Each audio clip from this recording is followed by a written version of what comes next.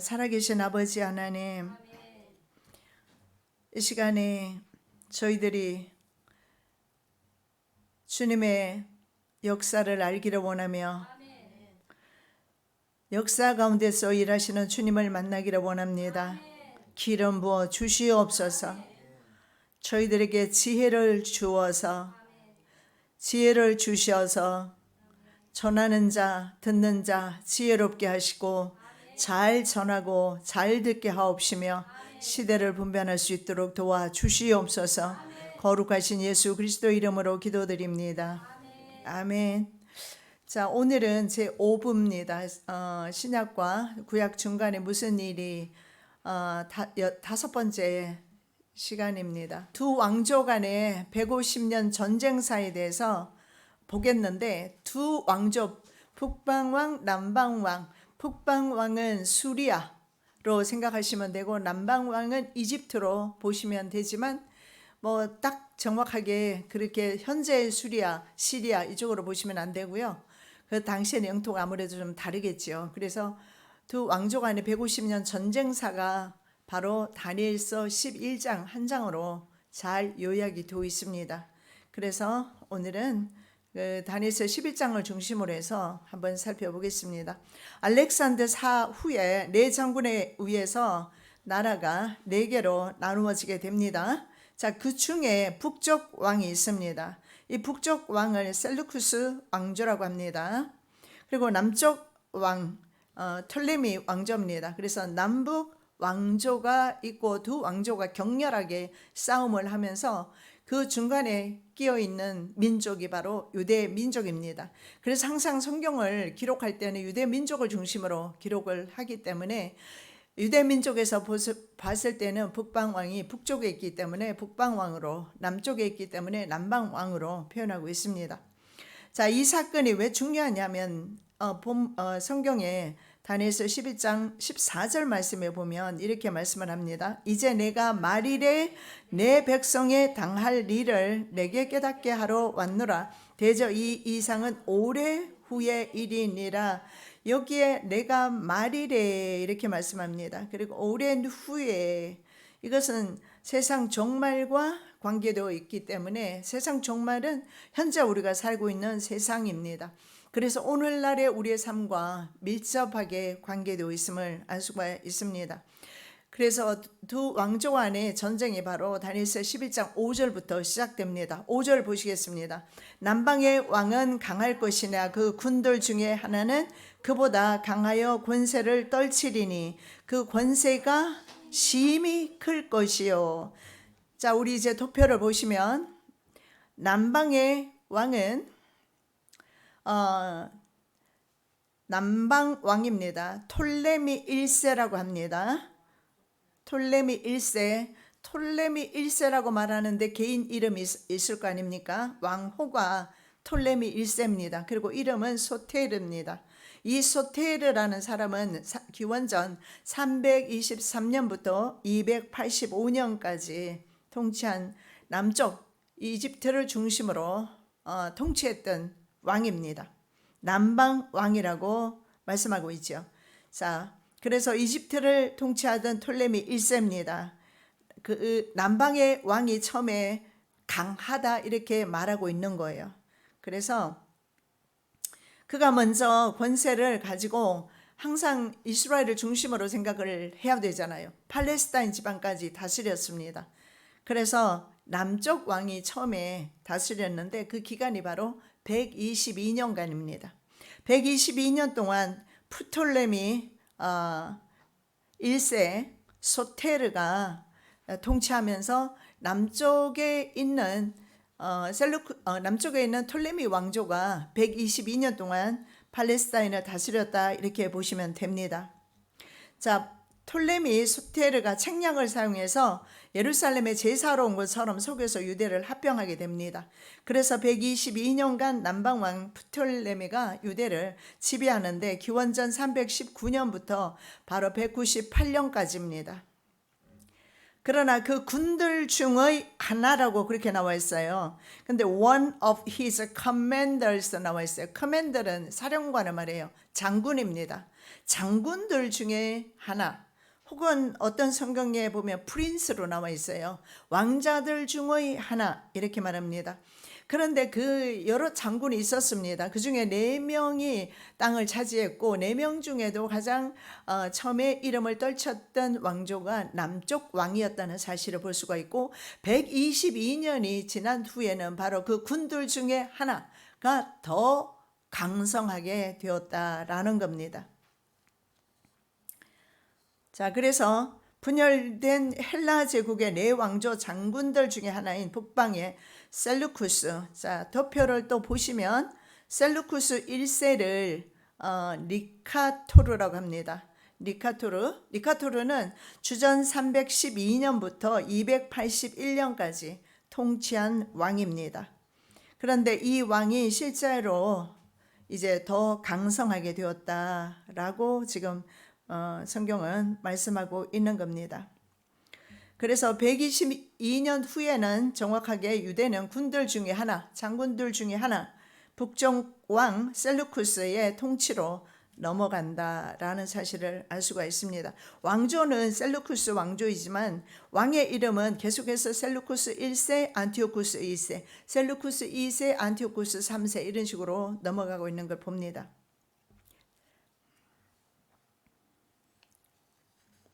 자, 그의 권세가 심히 클 것이요 이렇게 다니엘은 말합니다. 자, 그 말의 의미는 통치권이 강력했다는 말과 동시에 통치 영역이 굉장히 넓었습니다. 오늘은 우리가 보지 않지만 전에 우리가 보셨지 않습니까? 그림을 보면 지도를 보면 굉장히 인도까지 오는 넓은 영토를 점령한 것을 보게 됩니다. 그래서 헬라 분열 왕국 중에서 가장 거대한 땅을 차지했다는 사실을 알 수가 있어요. 처음에는 톨레미 왕조보다 국력이나 군사력이 약했습니다. 그러나 지속적으로 정복전쟁을 해서 기원전 200년쯤에는 팔레스타인은 물론 바벨론, 시리아, 메대는 페르시아죠. 그리고 인도까지 모든 지역을 통치하는 큰 세력으로 부상하게 됩니다. 그것을 다니엘은 그 권세가 심히 클 것이요 이렇게 표현하고 있는 겁니다. 자, 6절 말씀 이제 보시면 6절 말씀에는 두 왕조가 힘이 비등비등해지면서 북쪽의 왕이 더 강해집니다. 그래서 남쪽 왕이 북쪽 왕과 이제는 동맹을 맺게 되는 것입니다. 그런데 그 동맹이 바로 정략 결혼이죠. 자녀들을 결혼을 시키는 건데 두 왕조 간의 정략 결혼이 실패로 돌아갈 것에 대해서 예언하고 있습니다. 다니엘서 11장 6절입니다. 몇 해 후에 그들이 서로 맹약하리니 곧 남방왕의 딸이 북방왕에게 나가서 화친하리라. 그러나 이 공주의 힘이 쇠하고 이 왕은 서지도 못하며 권세가 없어질 뿐 아니라 이 공주와 그를 데리고 온 자와 그를 낳은 자와 그때에 도와주던 자가 다 버림을 당하리라. 자, 이 맹약이 바로 기원전 250년입니다. 화친을 맺게 되는 때가 기원전 250년 남쪽의 왕 톨레미 2세, 이름이 필라델푸스입니다. 필라델푸스 기원전 285년부터 245년까지 통치를 합니다. 자신의 딸 베레니스를 셀루쿠스 왕조 안티오쿠스 2세입니다. 이 사람을 테우스라고 합니다. 262년부터 246년간 통치를 한 왕입니다. 그 왕에게 시집을 보내요. 그런데 이 테우스의 전처가 있습니다. 전처가 바로 라우디스입니다. 라우디스가 베레네스와 그리고 베레네스의 아이 그리고 함께 데리고 간 사람 심지어는 낳은 어머니 그러니까는 베레니스의 어머니가 되겠죠. 어머니를 같이 모시고 갔던 것 같아요. 어쨌든 이런 사람들이 다 죽습니다. 왜냐하면 전처가 이렇게 다 죽여요. 그리고 심지어는 자기 남편인 황제의 데우스까지 독살하게 됩니다. 그래서 남쪽에서 시도했던 바로 정략 결혼이 실패로 돌아갔다는 사실을 봅니다. 그래서 황제의 데우스가 어떻게 됩니까? 왕은 서지도 못하며 권세가 없어진다라고 다니엘은 그렇게 정확하게 표현하고 있어요. 그래서 그 황제, 북쪽에 있는 황제가 전처에 의해서 죽임을 당하고 남쪽에서 온 공주도 역시 다 죽임을 당할 것을 말씀한 것이 바로 11장 6절의 내용입니다. 자, 어떻습니까? 여기까지 이해가 되지요? 네, 넘어갑니다.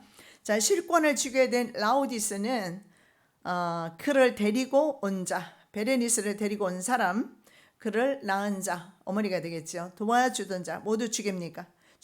그리고 자신의 아들 셀루쿠스 칼리니쿠스를 왕으로 옹립하게 됩니다. 이 사람이 바로 셀루쿠스 2세가 돼요. 자, 그 다음에 7절과 8절입니다. 그러나 이 공주의 본족에서 난 자 중에 하나가 그의 뒤를 이어 북방왕의 군대를 치러 와서 그의 성에 들어가서 그들을 쳐서 이기고 그 신들과 부어 만든 우상들과 그 은과 금의 아름다운 기구를 다 노략하여 이굽으로 가져갈 것이요 몇 해 동안은 그가 북방왕을 치지 아니하리라. 자, 여기에 말씀에 이렇게 말합니다. 공주의 본족이라고 했습니다.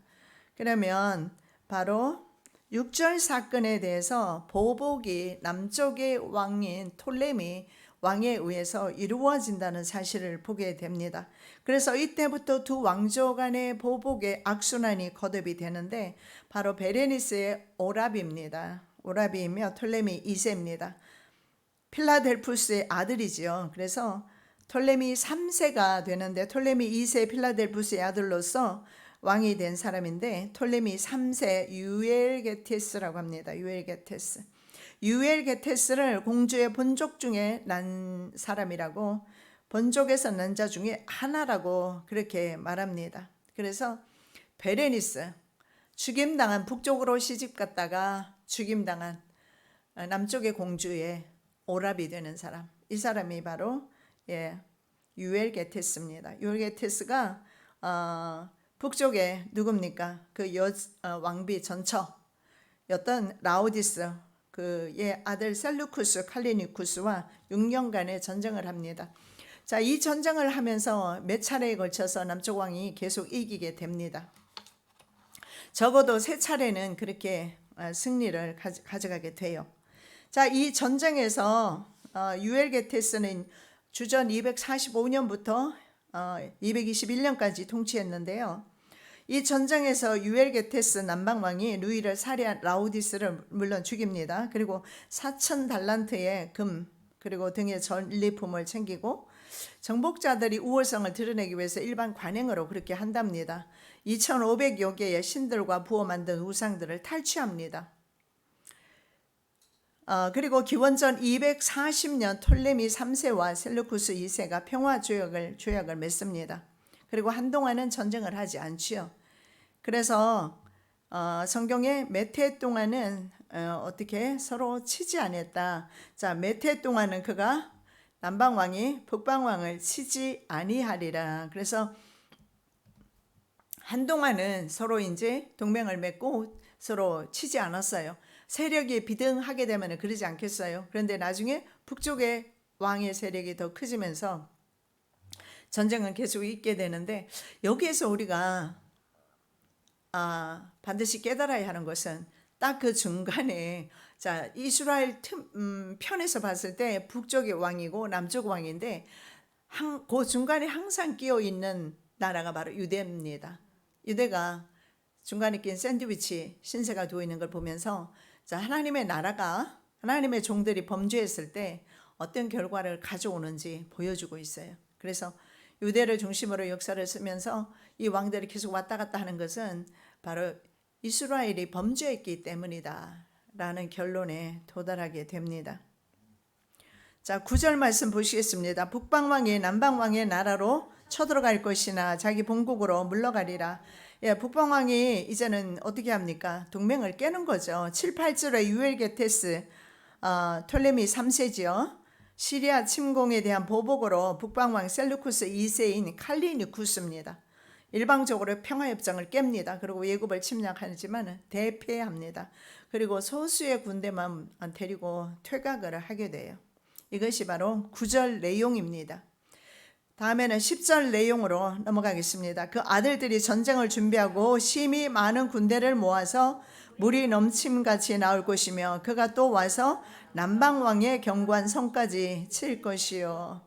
우리는 불과 몇 분 만에 이렇게 막 몇 절씩 막 넘어가는데 그 안의 역사는 몇백 년씩입니다. 이렇게 빨리빨리 진행되는 것이 아니고 그 아들들은 바로 북방왕의 두 아들입니다. 셀루쿠스 2세의 두 아들인데 이 두 아들이 다 왕이 돼요. 그래서 셀루쿠스 3세 소테르라고 합니다. 소테르 세라우누스 그리고 안티오쿠스 3세 마그누스 이 두 아들입니다. 자, 셀루쿠스 3세 소테르가 즉위한 뒤에 소아시아 전쟁에서 동료에게 살해됩니다. 그러면 이 사람은 형이 되겠죠. 살해되고 기원전 223년 경쯤입니다. 그리고 그의 동생인 안티오쿠스 3세가 이름이 뭐라고 했죠? 마그누스라고 그랬습니다. 마그누스를 기억하시면서 계속 보시겠습니다. 동생 안티오쿠스 3세가 왕위를 계승합니다. 마그누스가. 그리고 페니키아와 팔레스타인 땅에 원정에 나서게 되는데 이때가 기원전 219년과 218년 사이입니다. 자, 11절은 바로 원정 이후의 결과에 대해서 말씀하고 있습니다.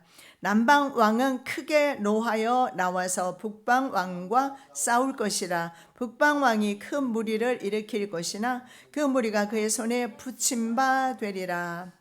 예, 남방 왕이 크게 노해서 나왔다라고 말합니다. 안티오쿠스 3세의 팔레스타인 원정이 남방 왕 톨레미 4세 필로파트로와의 라피아 전투에서 대패하게 됩니다. 그래서 세 번에 걸쳐서 북쪽 왕이 계속 지고 있는 걸 우리가 볼 수가 있습니다.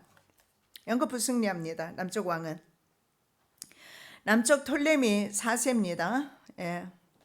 그가 그 다음에 12절입니다. 그가 큰 무리를 사로잡은 후에 그 마음이 스스로 높아져서 수만 명을 엎드려 드릴 것이나 그 세력은 더하지 못할 것이요. 자, 남방왕 톨레미 4세의 필로파트르가 라피아 전투에서 승리를 하게 되면서 교만하게 됩니다. 그래서 예루살렘 성전에 방문하면서 많은 상당한 헌금을 하게 됩니다. 그리고 들어가면 안 되는 지성소에 들어가려고 시도하다가 전신에 마비가 오면서 쓰러집니다. 이때가 기원전 203년입니다. 자, 이렇게 쓰러지고 나서 프톨레미 4세는요 분노하게 됩니다. 유대인들에게는 특별히 희한하게 두 왕조가 서로 좀 혜택을 유대인들에게는 많이 주었습니다. 로마도 마찬가지고 그들조차도 그렇게 하나님의 성전을 그렇게 언제나 보면 끝까지 예우했던 것을 봅니다. 그러나 유대인들이 끝까지 반란을 일으킵니다. 그래서 예수님의 좌우편에 섰던 강도들도 역시 반란 주도했던 사람들일 겁니다. 그렇게 해서 끝까지 반란을 하기 때문에 로마가 결국은 완전히 예루살렘을 함락시키고 심지어 유대인들을 그 예루살렘 유대 땅에 전혀 발붙이지 못하게 해버렸습니다. 다 떠나게 만들었어요. 그래서 그때부터 정말 그전부터 디아스포라 유대인들이 생겨났지만 그때는 완전히 유대를 벗어나 전 세계로 흩어지는 계기가 됩니다. 자, 그래서 지금까지 유대인들에게 주었던 특권들이 있지 않습니까? 다 박탈합니다. 그리고 유대인들을 박해합니다. 자, 그의 통치 아래 프톨레미 4세입니다. 그의 통치 아래 예굽은 사냥길로 들어서게 됩니다. 그는 결국 하나님의 징계를 받아서 원인 모를 병으로 죽게 되는데 기원전 203년경입니다. 자, 그 다음에 13절입니다. 북방 왕은 돌아가서 다시 대군을 전보다 더 많이 준비하였다가 몇 해 후에 대군과 많은 물건을 거느리고 오리라. 자, 라피아 전투에서 톨레미 4세 필로파트로에게 대패했던 안티오쿠스 3세 북방 왕은 페르시아와 아시아 지방으로 원정을 가게 됩니다. 북쪽으로는 카스피해 쪽으로, 동쪽으로는 인더스 강까지. 그래서 굉장히 방대한 영토를 확보하게 돼요. 기원전 212년부터 204년까지 그래서 전보다 더 많이 준비했다라고 이렇게 말합니다. 전에보다 더 많이 준비하였다가 왔다라고 말하잖아요. 그래서 한 국가가 이런 정복 전쟁이라든가 이런 일들을 하기 전에 그것을 미리 예언해 둔 책은 성경밖에 없다라는 생각이 드네요.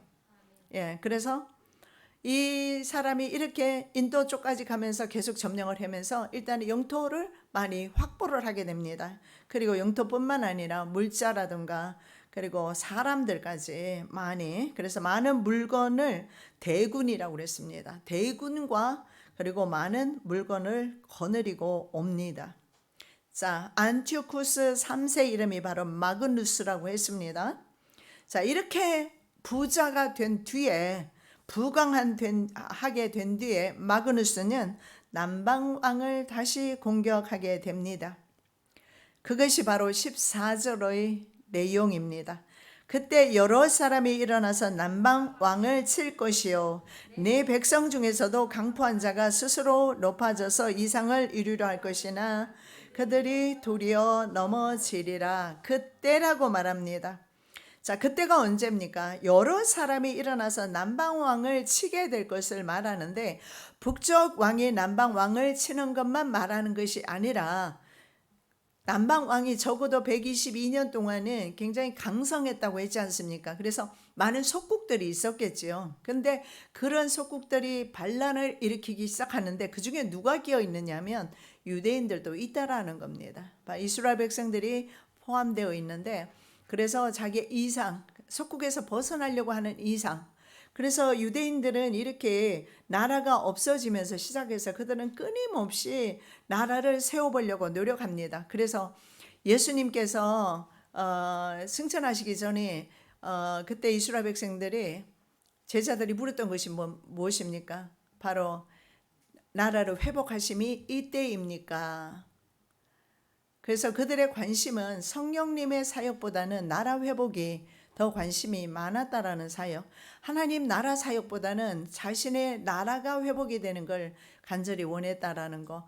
왜냐하면 나라 없이 살아보면 참 많은 고통이 있지 않습니까? 그리고 유대인들은요, 이렇게 헬라화 된 사람도 굉장히 많았지만, 그러나 끝까지 바로 야훼 믿음의 신앙의 전통을 지키려는 사람들도 굉장히 많았어요.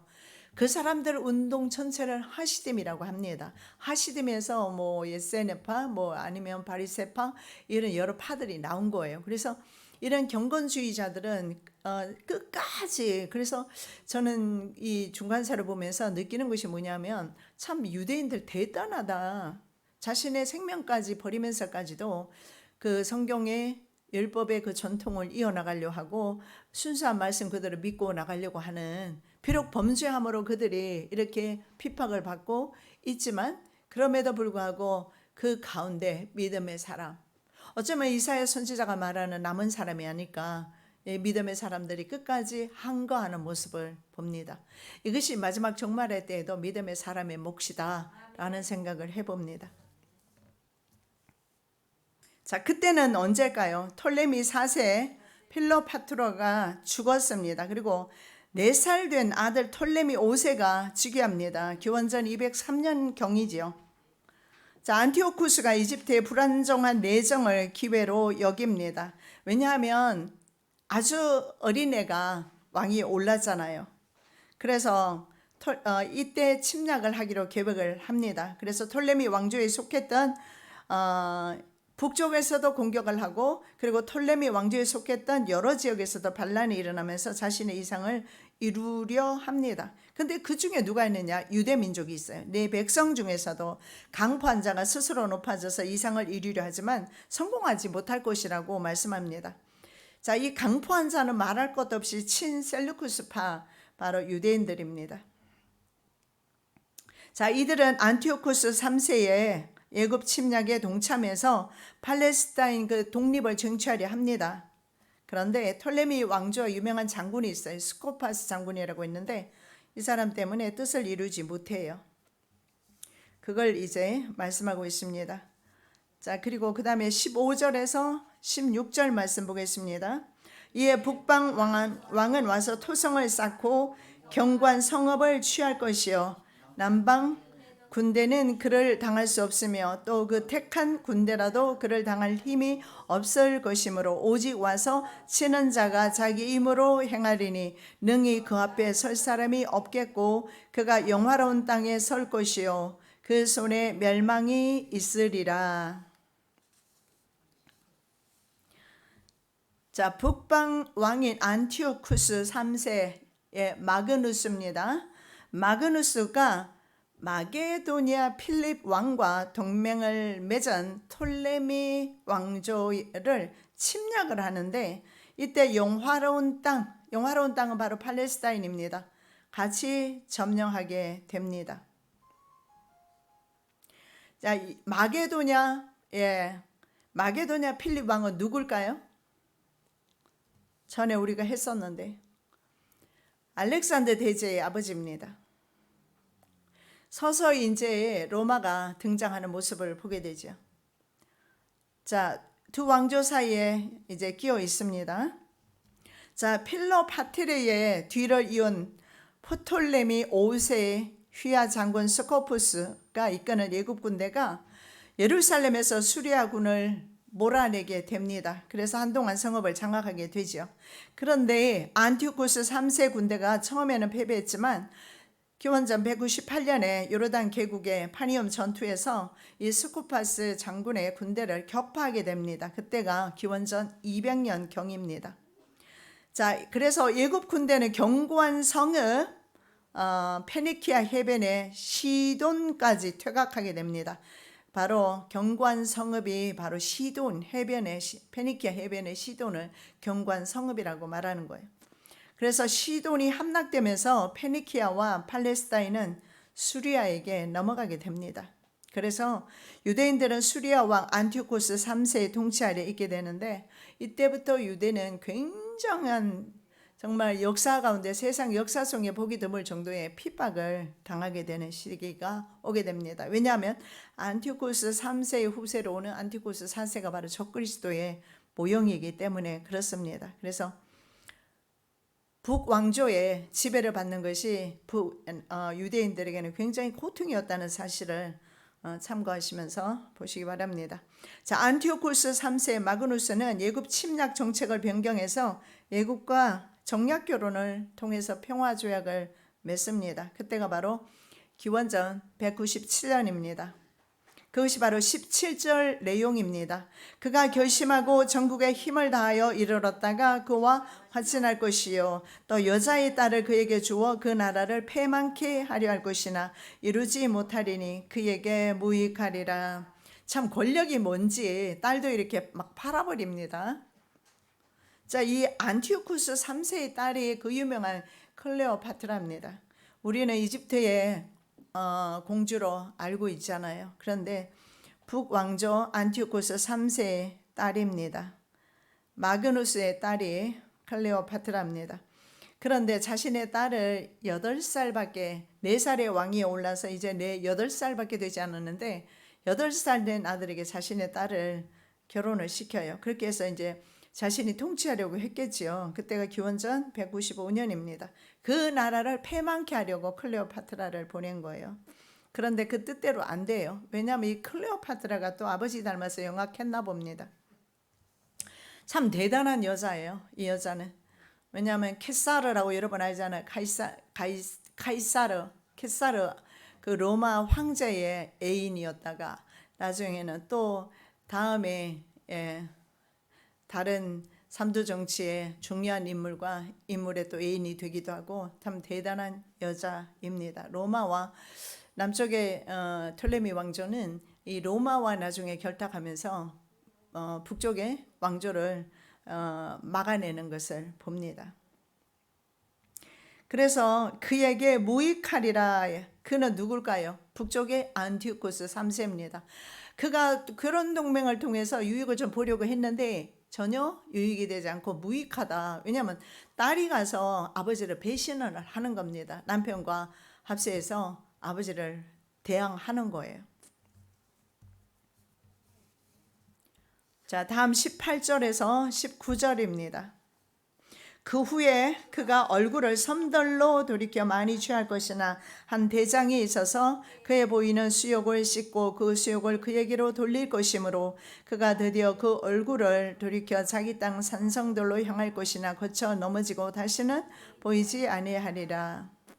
자, 딸의 배신으로 톨레미 왕조를 장악하지 못했습니다. 그래서 마그누스 안티오쿠스 3세는 애굽 침략 계획을 수정합니다. 그래서 섬 지역으로 눈을 돌리죠. 섬 지역이면 서쪽에 지중해가 있습니다. 그래서 지중해 연안 지역에 여러 곳을 점령하게 됩니다. 이때가 바로 기원전 197년경이 되겠습니다. 197년부터. 그런데 기원전 190년에 그의 군대, 바로 마그누스의 군대죠. magnesia 전투에서 로마의 장수 루키우스 스키피오 장군을 만나는데요. 이 사람은 로마의 장군 스키피오 장군 이름이 나와 있지 않지만 성경에는 뭐라고 말해요? 한 대장이 있어, 이렇게 말하죠. 예, 한 대장이 있어. 18절에 그 후에 그가 얼굴을 섬들로 돌이켜 많이 취할 것이나, 지중해 방향으로 얼굴을 돌려서 섬을 막 취하기 시작했는데 거기서 뭔가 부딪히기 시작하는 겁니다. 막아내는 사람이 있어요. 왜냐하면 왼쪽으로 지중해가 있으면 더 나가면 바로 로마라는 나라가 나오지 않습니까? 그래서 지중해 북쪽에 있는 로마의 장군이 한 대장이 바로 북쪽 왕을 지금 막아서고 있다라는 것을 지금 말씀하고 있는 거예요. 그 한 대장 이름이 누구라고요? 루키우스 스키피오 장군입니다. 지금 한꺼번에 많이 넘어가서 많이 이해 못하실 수도 있는데 다행히 여러분 교재를 가지고 계시잖아요. 집에 돌아가셔서 한번 다시 보시면 이해가 될 겁니다.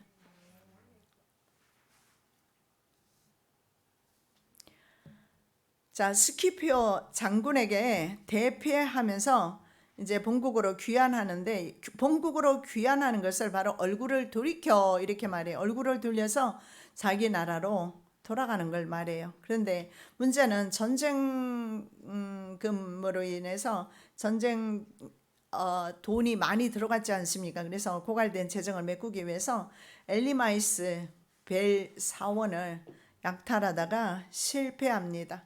그래서 그 실패한 것을 거쳐 넘어졌다 이렇게 말해요, 성경은. 그리고 죽게 됩니다.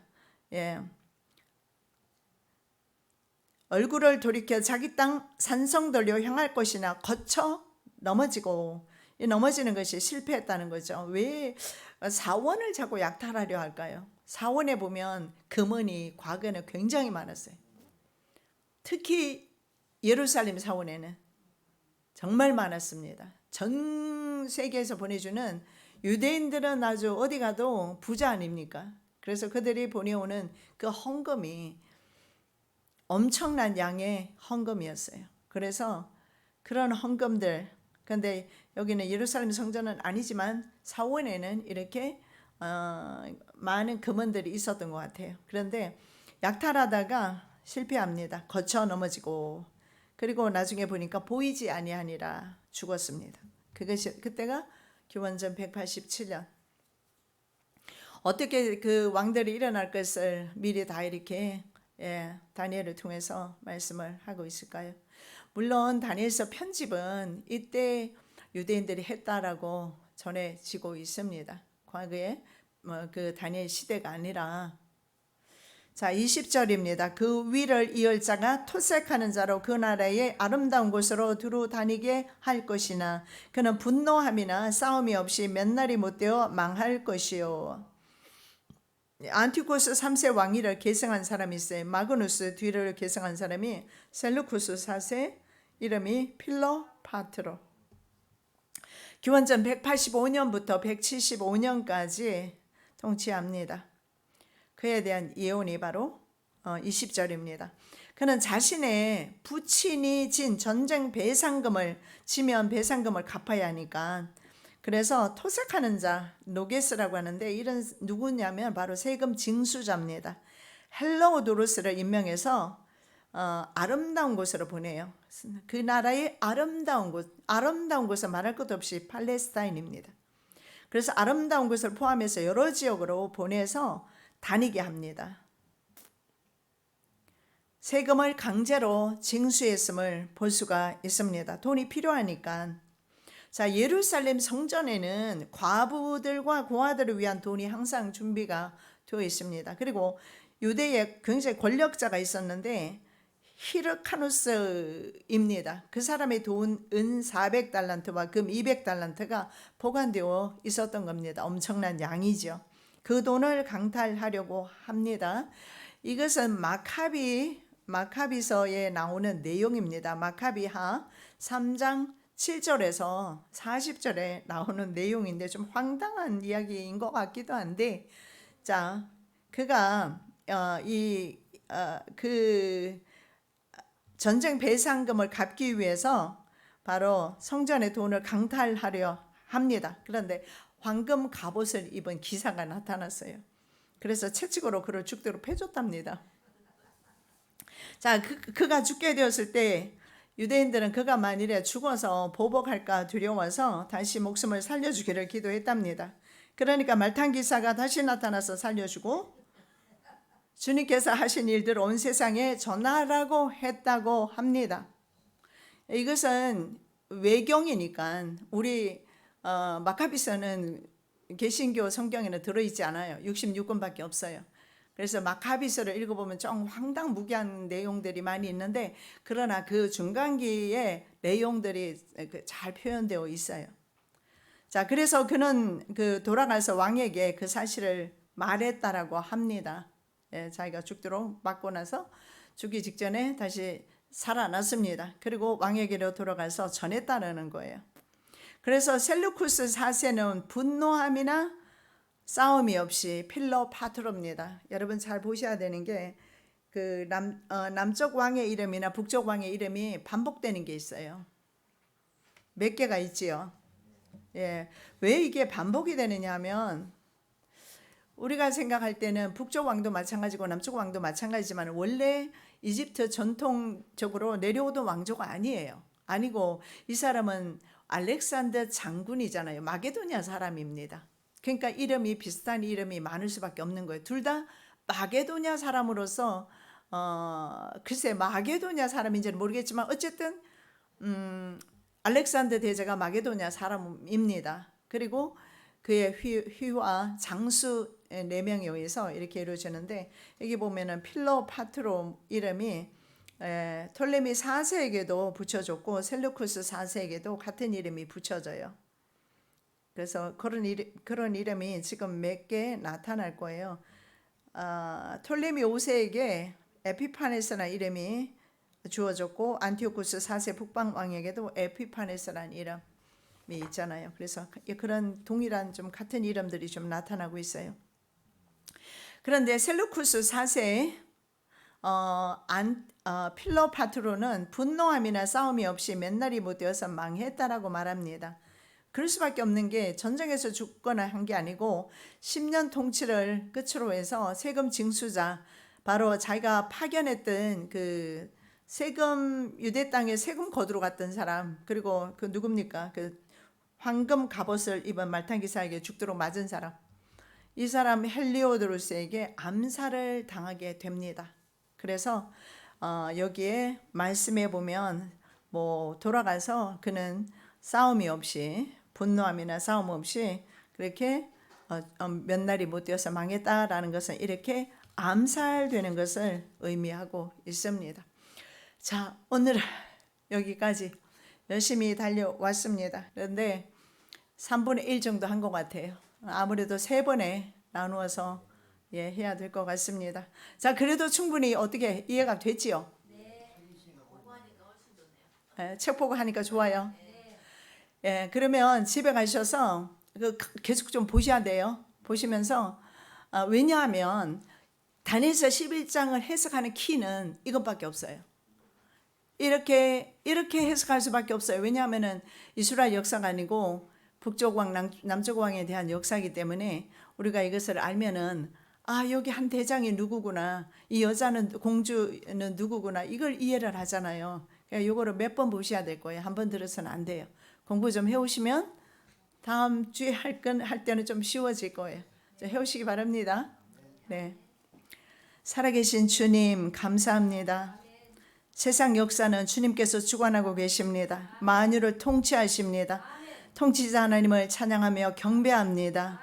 세상 끝날까지 성도들과 함께 하신다는 그 약속 말씀대로 저희들 주님과 함께 이 마지막 날까지 믿음으로 순종하기를 원합니다. 도와주시옵시고 정말에 일어날 일들을 주님께서 미리 기록해 놓으시고 저희들에게 알게 해주셨음을 감사드리오며 말씀에 지혜가 있게 도와주시고 많이 깨닫는 은혜가 있게 도와주시옵소서. 거룩하신 예수 그리스도 이름으로 기도드립니다.